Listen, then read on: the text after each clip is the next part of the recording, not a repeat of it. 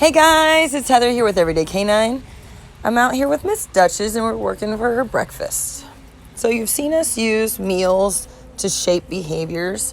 When we started with Duchess, we were using her food to just get her to want to get on the cot and get off the cot and just make it really fun. So now we're moving forward and we're growing and we're upping the challenge.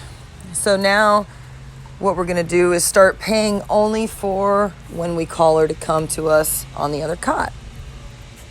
So we're going to pay also if she's staying. I might leave her there and pay just for her being still and relaxing while I'm moving around.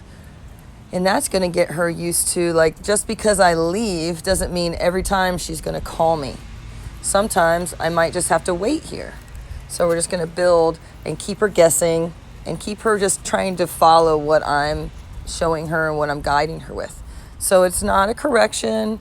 It's not anything harsh. You're just picking up the leash and you're simply guiding her right back to the cot. So this is kindergarten. Kindergarten was actually the first step we did. So this maybe is first grade. And we're just going to guide her back, but we're going to mark it with a word. We use the word nope. Every time she gets off before I called her, I'm just going to put in my marker. I'm going to say nope, and then I'm going to guide her back. The more I do this, the more I'm building trust, the more I'm getting her to realize that it's important to me. If it's important to me, I'm going to do it 100%. 100% of the time, I'm going to come back and show you a better choice. So we're not even just using the cots. We have one of the climbs, the little blue thing right in front of the camera. And we also have this upside down flower pot out in the yard. It's just plastic, cheap. You can get it at Home Depot. And we guide her back and get her on. Just because it's not a place cot doesn't mean it's not place. It's just a target. It's an object for her to stay on while I'm doing something else. And then I call her, and right before she gets there, I tell her place. And I make sure to tell her good job throughout the session. I'm not talking with random words and over talking. So make sure you're being very mindful that you're not just clouding it with a bunch of words. Make sure you're very intentful with the words you're using. We're using come, we're using her name, we're using the word place, we're using sit sometimes, down sometimes, and good job, yes, nope. They're all going to start meaning something to her. It's not just random jibber jabber. So make sure you're not jibber jabbering up your dog. And also notice that I'm not petting her every time. I can tell her good job, maybe a scratch on the ears here and there. It's not every time we do the exercise I'm stopping and giving her 5 minutes of love or even 30 seconds of love. That's actually a long time. So save the love for when it's all over or right in the middle when you give her a break and then you go right back into working. Think of a kid doing their homework at the table and you go over and you're nonstop smooching them. It might be okay for a minute or two or if they take a break, but if you're doing it to them the entire time, they're never going to be able to focus and get that homework done. So you have to, as a parent, be able to balance between having them get homework done and giving them the love. It's not that you're not going to give them love, maybe just not at that moment. So if your dog is very excitable, when you give them extra affection, especially excited affection, you're not helping them succeed. You're actually making it more difficult for them to focus and do what you're asking. So save the pets for maybe when they're a little stronger and they understand you more, or maybe when you're not working. And now notice, there we go. Getting her to just put her 2 feet on these funny little posts. We're not asking her to get all the way on. That is going to be something she'll be able to do. But right now, we're just making it fun just to put those first 2 feet on. Don't be in such a rush. The upside down flower pot she can get on, so we'll go over there and we'll get onto it. But we'll just keep it to the first 2 paws on the post because they're just a little higher and they're a little smaller. So it'll take a little more of her being balanced and having some coordination to get up there and stay and actually sit. So instead of making it unsuccessful, no one wants to play a game where they're never successful. We're just going to make it fun. And we'll start with 2 paws, and then we're also going to pay for getting off. We use the release word okay. So if I say okay, I'm going to pay for that one too, because that's not something they're just ingrained with. We're going to teach them that word too. So now I'm starting a challenge. You might have seen the food bowl I'm grabbing from on the left. It's sitting on the fence post. So what I'm going to do is I'm going to go out of the fence and go around the other side of it, and I'm going to try to grab the food from the other side of the fence. Now, first of all, me leaving Duchess and going out of the fence area makes her excited and makes her want to follow me.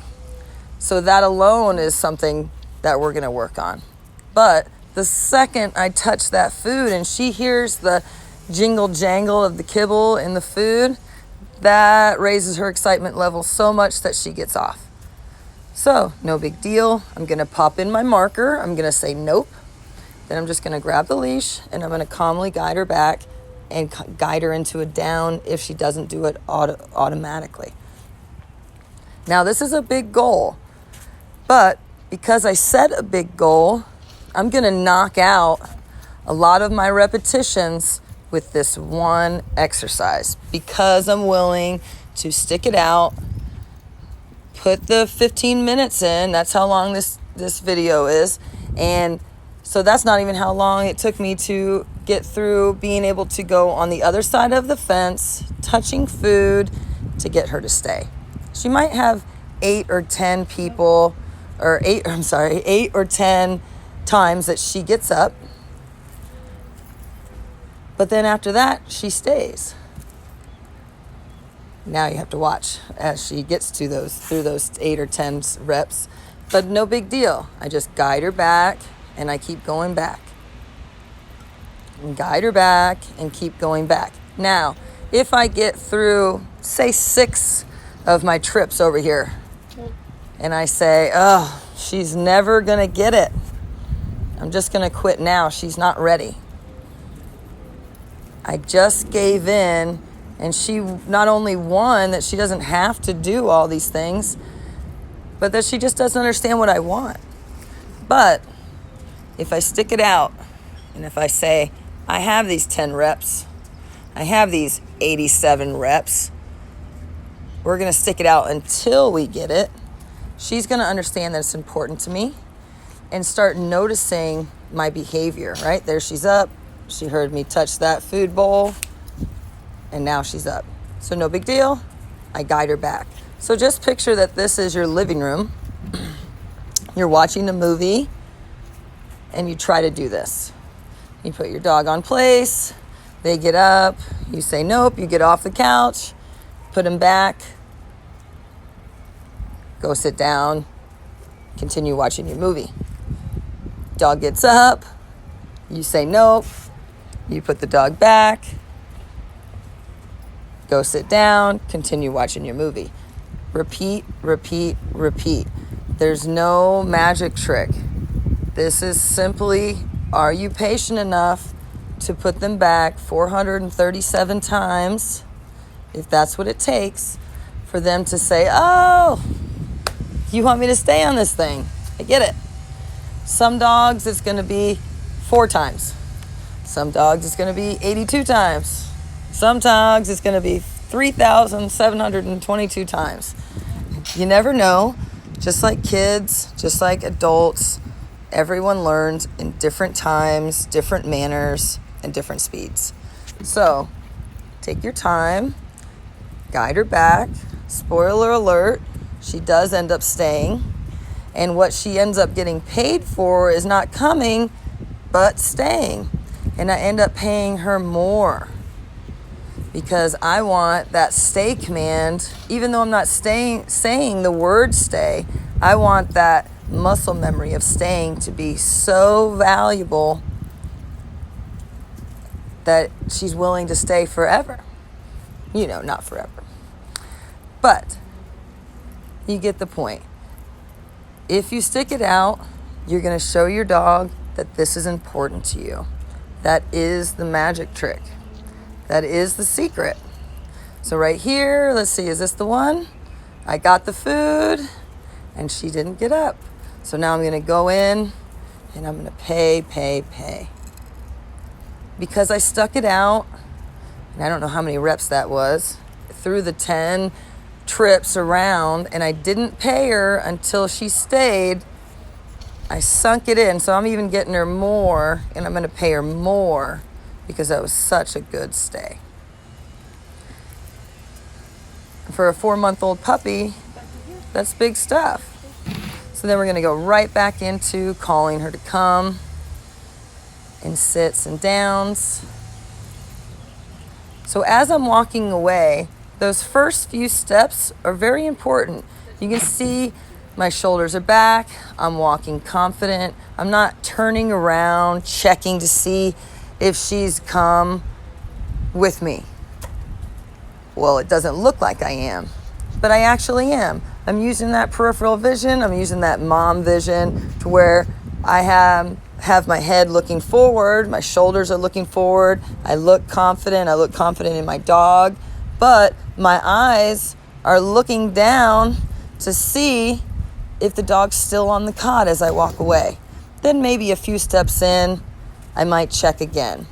But if I check in those first couple steps and reassure that I'm willing to show them the right choice, you're going to build more trust.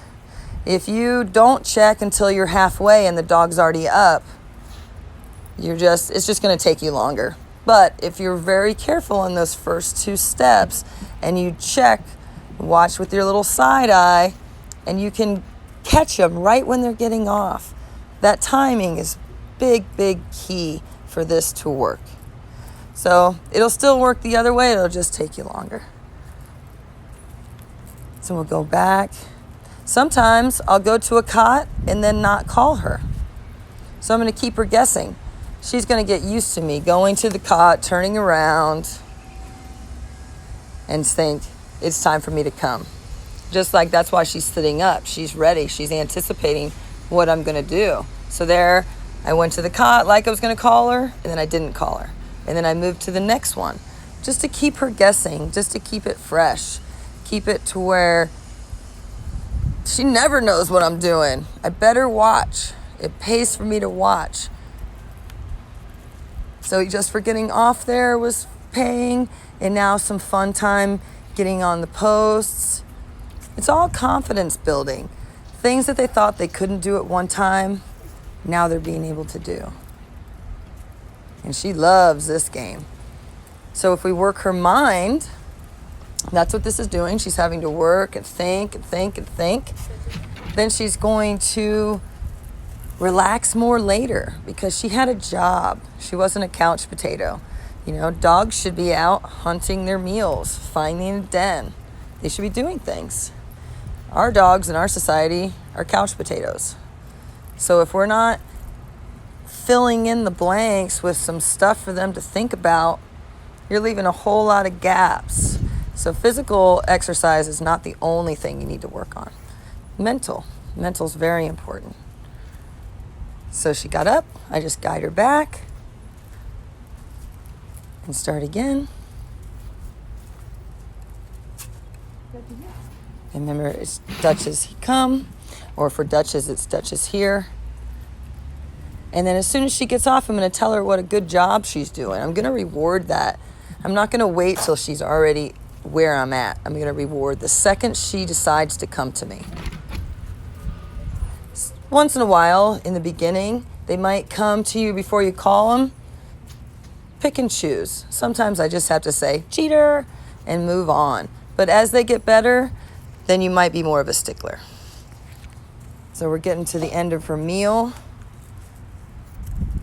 And you just want to make this fun. If you're not having fun with this exercise, put the food up, go relax a little bit, come back, and try it another time.